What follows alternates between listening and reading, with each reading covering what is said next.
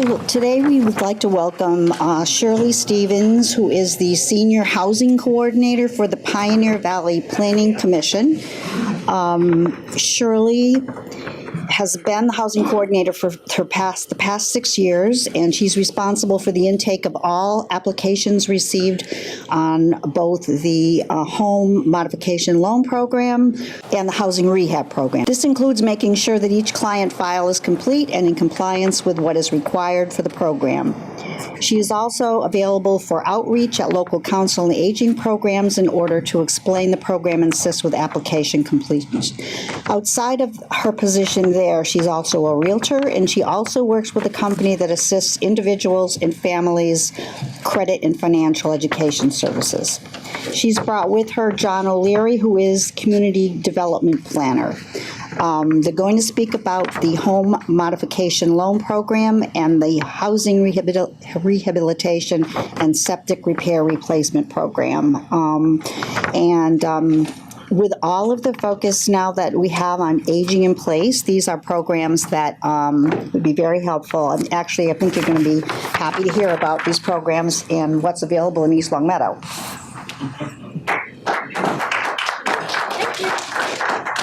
I feel so official at the podium. Okay, so again, my name is Shirley, and I'm going to just talk to you a little bit about a couple of the programs that we have available for the homeowners in East Longmeadow. John O'Leary is a planner for the agency as well, so he's a grant writer, and he does a great job with that. He actually wrote this grant to get the money for East Longmeadow, so he won it. So I had to give you a props. So right now I'm going to just talk about mainly I'm going to talk about the housing rehab program, which is a program that can help homeowners in East Longmeadow who are income eligible to do repairs to their home.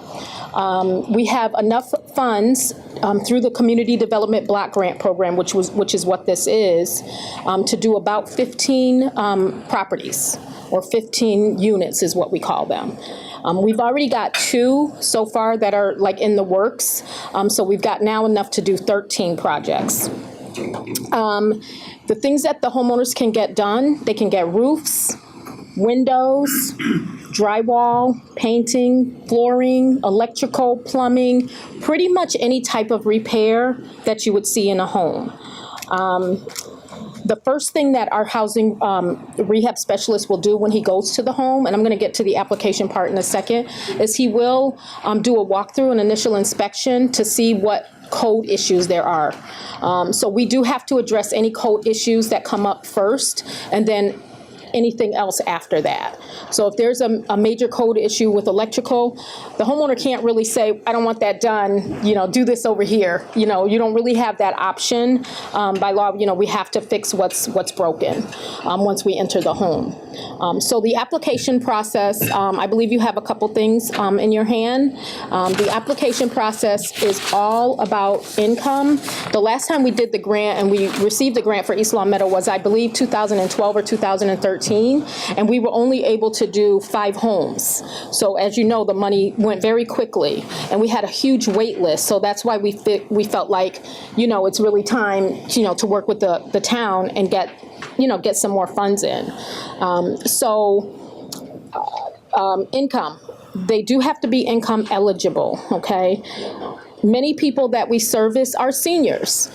They don't really have the readily available funds to get their roof fixed that the wind just blew off, or, repairs to their stairs or repairs to any type of electrical or plumbing issues that are in the home.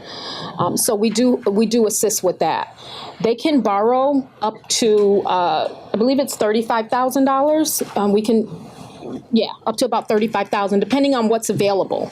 As the money dwindles down, obviously, if we've only got $10,000 left, then you can get 10,000 worth of work. So it is a first come, first served basis. So once the applicants, they fill out this form right here, which we call the pre-application form. It's a very simple one-page form, just letting us know a couple of the repairs that they want to get done. They turn this into us. They can mail it in, they can drop it off, they can email it, fax it. I don't really care how I get it, as long as I get it. When I get this form, I actually place them on a wait list. Once their name comes up on the wait list, I send them a full application packet, which has the application that's asking for more details about income and et cetera, et cetera. The income limits that you see on this form, one person is $45,200. Now, that is a gross income. All these incomes are gross. These are HUD income limits. So they can't make over that person. If there's one person under that limit, if there's one person in the household, they can only make up to $45,200 gross income. Many of the applicants, are Social Security or what have you, so they're not even close to that. And then it just goes down the line with the income limits to base, usually in this town, it's one or two people, it's either a single person or two people. And they get qualified based on that. Once I receive their application, I do the income qualification. We then send out our housing rehab specialist. We have a new one. His name is Keith. So he would then contact the homeowner to come over, make an appointment, do a walkthrough, initial inspection, and write up his specs, and then we go into the bidding process. So there is a bidding process, and the way it works is lowest bid wins. And I don't know if I'm going into too much detail here, but if, let's say the homeowner knows one of the contractors that has bid on the job, and let's say the lowest bid is maybe $2,000, below, and they say, oh, no, I like this guy. I've heard good things about him or her, and I want to use him. They can do that, but they have to pay the difference. That has to come out of their pocket up front. Okay? Any questions so far? I'm going to do a little bit more here, but so the pay down chart that you received is actually the way that they would pay it off. This is a deferred payment loan, or DPL, deferred payment loan. It becomes a grant after 15 years.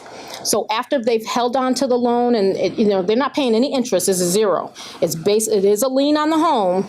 That's a big thing. Many people don't really want that. So, we explain that up front, that there is going to be a lien. If they use $30,000, we place a $30,000 lien on the home for 15 years. If they sell the home within those 15 years, they pay back based on this percentage schedule, okay? If they pass away, their heirs would either, pay off based on this when they sell the house, or, we don't know. No one calls and says, Shirley, this person passed away. We don't really keep track of that, so we would not know. They could be just living in the house or what have you. We don't know. We don't keep track of that. Did I miss anything on that? Any questions? You're saying that if they stay in the house, and they've done the work and so on, after 15 years, they don't have to pay. Goes away. It's forgiven. So basically, you can use 35,000. I wanted to mention the lead paint. So if you guys know that if it's built before 78, there could be a possibility of lead paint. So we do have to do a lead paint testing by law. We have to. Now, if it's built after 78, we don't do that part. So it actually speeds up the process, because once we start doing the lead testing and all that has to, blah, blah, blah, that's going to be a little process. So it takes a little bit longer. But basically, if it's after 78, we don't have to do the lead testing. If you do the lead test and it tests positive for lead, then that report goes Yes. to the Yes, but they can get it, we can do the de-leading part, like if it's a couple of, door jambs or whatever, that can be included in there. So if somebody just, wanted to do lead, they could do that through this program. But it does get reported, so if they didn't do it. And it gets reported back when it's fixed, Now yep. it's on record that Yep, pretty much, has lead. yeah. And usually that's only an issue, if there's little kids, then it really, is an issue, but. Any other questions? No, I'm kind of fast. I talk fast. I was passing things out, so you may have said this, I may have missed it. Okay. But there is a time frame on the East Long Meadow. Yes, that's a good question. So we started this grant, when did we get approved? Last fall sometime. And so we started sending out applications, I don't know, probably November-ish. I can't remember exactly when I started sending them out, but because we do a lot of communities. But like I said, we only have 2. So we really are looking for people that want the program. I need to build back up the wait list so that we can apply for these funds in the future. We want to show that there is a need, in the community so that we can get more funds the next time around. And yeah, we have to show a need. If we can't show a need, the state is going to be like, well, they don't need it. So we're going to give it to this community over here. So your funds come from the state? HUD to the state, then to us. Then to you. And we're managing for you, huh? Right. Federally, but through the state. Right.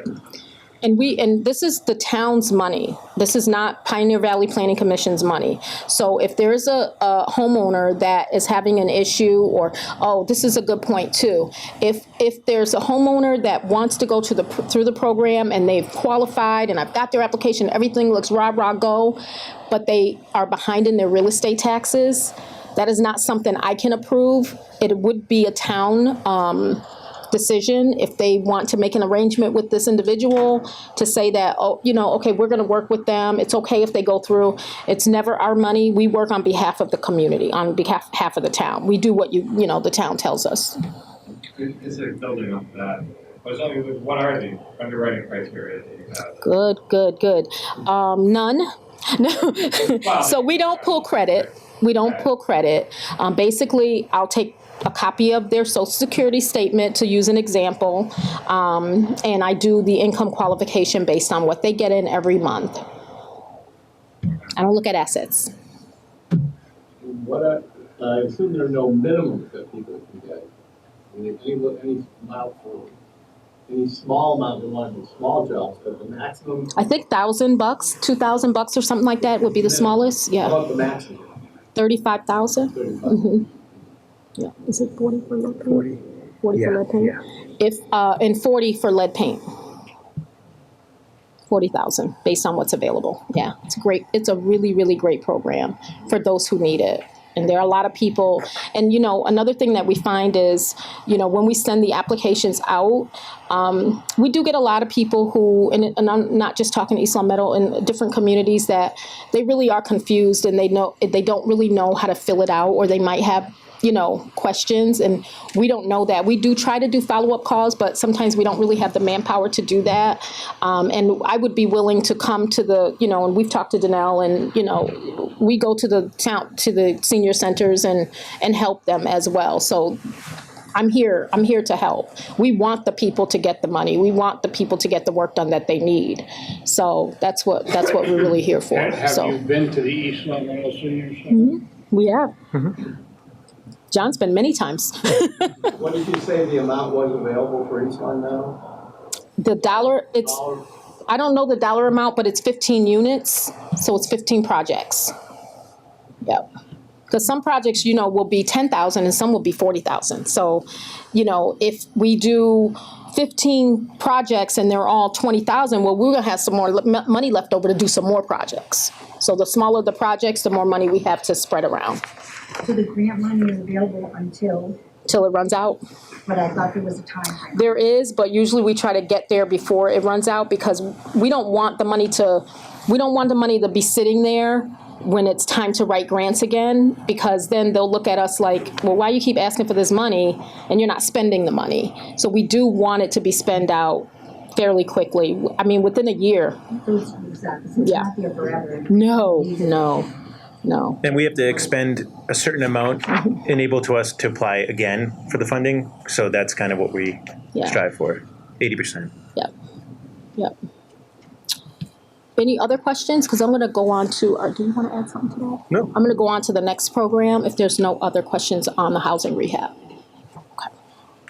And I'm going to leave some cards here too and some brochures so you guys can see after. So our next program is the home modification loan program, and a lot of people get the two confused. I'm not looking at any notes, so just let me know if I forget something. The home modification program is specifically for modifications for aging in place. So if someone needs a wheelchair ramp, if someone needs a shower that they can roll in or walk in, if somebody needs to widen the doorways to their home, a stair lift to go up and down the stairs, therapy rooms, fences for autistic. You know, that's a big one that we do too. And it's not just for elderly, it is for any age. People that have children that are in need, that, you know, that need some care at home.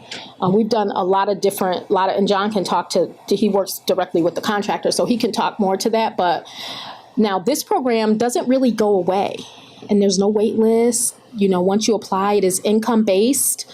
And I don't even think I brought the income limits for that, but they're very high. Yeah, they're much more generous than the previous program. So like for this program, one person, if there's one person in the house, they can borrow up to they can make up to 151,000. And these projects can go to 50,000. But remember, they can't be for roof, windows, electrical, plumbing, unless the electrical and plumbing have something to do with the project, like they're getting a new tub. Of course, they need, you know, plumbing. So we would include that. But it is specifically. Are these grants again? These are not.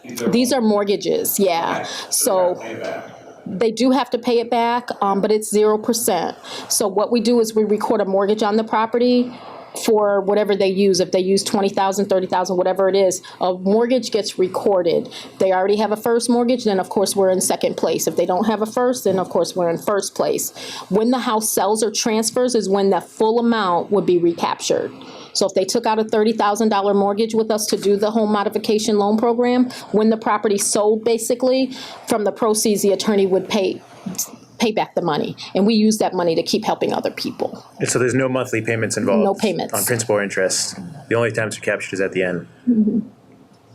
Yeah. Yeah, and for that program too, the homeowner picks their own contractor. I mean, they got to be properly licensed, and John can talk more to that, but they pick their own. We don't get involved we don't say, go use this person. You pick your own. We just ask people to do their due diligence and look it up, Better Business Bureau, do all that, and make sure that they're on the up and up before they start working with them. And there is some paperwork that contractor would have to fill out as well and submit to us in order to be approved to do the project. And they do have to have a medical need. So inside the application for that, whereas the housing rehab, you don't have to show proof of medical need, but for this one you do. And basically it's a piece of page in the application, and they bring it to their physician, and the physician fills it out. Or they can bring it to their physical therapist, and they can fill it out. So it doesn't necessarily have to be filled out by their primary care or specialist. So it's a really good program. It can be both physical and cognitive disabilities. So a wide range of things. Yes. Okay. So what else did I miss? It covered pretty well. I jumped around a lot, sorry. But I wanted you guys to get a good sense of the programs that are out here for the community. I mean, they're here, the money is in place. You don't have to fight for it, it's here. If you know homeowners, or you've heard of homeowners that might need to have a stair lift or a ramp or anything like that, or a shower that they can stay at home longer and not be in a nursing home. You know, we're always going to be more comfortable at home. We're always going to be more, healthy at home. Is this awesome? Just for East Long Meadow, or you It's statewide. Statewide. So these, unlike the other program, this is just state funds. So we don't even have to go through, HUD for that. And it's offered statewide. Yep. We're the agency that administers it for this region. There's 7 provider agencies for the home modification loan program. We are one in this area. Wayfinders is another one. They do more, we have about 90 communities, 90 towns that we do. Wayfinders has like 5, but they do the bigger communities like Springfield and Chicopee and West Springfield and Agawam. And we do the East Long Meadow, the Wilbraham, and all the other 90 towns. This is strictly a loan program, and is there a maximum amount on it? 50,000. 50,000. Now, for mobile home, it's 30,000. And how about a repayment schedule? Time period? when the house sells. No monthly payments. No monthly payments. Oh, okay. Yeah. It's So just, it only gets paid back when the home is sold Or the title is transferred. or the title. Right. But if you wanted to pay it back in increments, can you do that? okay, so that's a good question. Yes and no. We're not set up like a bank. we don't have like, no, you can't make a $50 payment on a $30,000. We're not going to do that. If you want to make a $1,000 payment or more, we can find a way to track that, because we don't have we're all paper. We're paper. We paper. So small payments, I would say it's going to be very difficult for us to track that on a long period of time. But larger payments, $1,000 up, we can easily, track that in the database. Take it like case by case. Case by case, for sure. Yeah, We don't have a but no setup. $50. No $50. Can't do the 50. Did you have a question? I was just wondering, is all this information available on your website as well? Yes. Yep, Yes, it and the is. actual application, I only bought a few just in case, but the application is available for download as well. And then the contractor would have a bid form to fill out, and that's also on our website. Okay. Awesome. I'm gonna leave my cards in case anybody thinks of anything later.